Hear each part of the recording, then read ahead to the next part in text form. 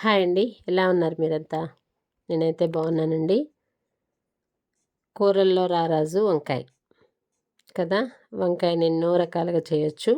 అందులో ఒక రకం నేను మీకు ఈరోజు చూపించబోతున్నాను. ఇవి మా తోటలో వంకాయలు.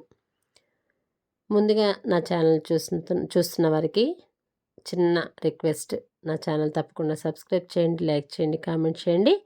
వీడియో ఎండ్ వరకు చూసి మీరు కూడా ట్రై చేసి కర్రీ ఎలా వచ్చిందో టేస్ట్ చేసి కామెంట్ చేయండి. వంకాయలు కోసేసాను, నీట్గా కోసుకొని ఒక్క పుచ్చు కూడా లేదండి. చాలా అంటే చాలా ఫ్రెష్గా ఉన్నాయి. ఎందుకంటే ప్యూర్ ఆర్గానిక్, ఎటువంటి ఫెర్టిలైజర్స్ వేసినటువంటివి కావు.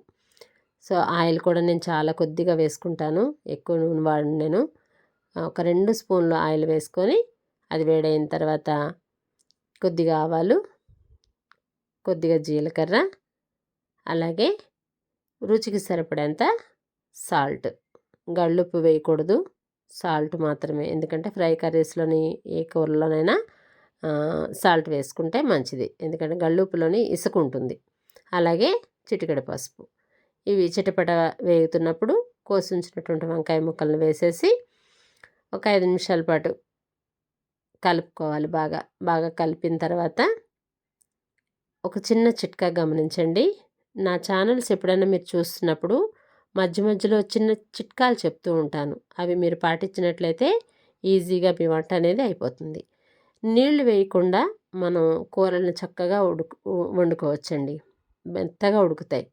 ఇలా ఒక అన్నం తినే ప్లేట్లు, కంచాలు ఉంటాయి కదా, కంచం ఒకటి కళాయి పైన పెట్టి దానిలో ఒక చెంబుడు నీళ్లు పోస్తే ఆ నీళ్లు మరుగుతున్నప్పుడు క్రింద ఆవిరి అనేది ఈ కాయగూరల్లో పడి చక్కగా మెత్తగా ఉడుకుతాయి. అయితే మంటను కూడా మనం సిమ్లో పెట్టుకోవాలి, హైలో పెట్టకూడదు. హైలో పెట్టడం వల్ల కాయగూరలు ఉడకవు సరికదా, మాడిపోతాయి. కాబట్టి కూర టేస్ట్గా ఉండాలంటే చక్కగా అలా నీళ్లు పోస్తే ఆవిరి అనేది కిందకి దిగి ఉడుకుతూ ఉంటాయి. అవి ఉడికే లోపల పొడి కారం, అంటే ఎటువంటి మసాలాలు లేని కారం అనమాట ఇది.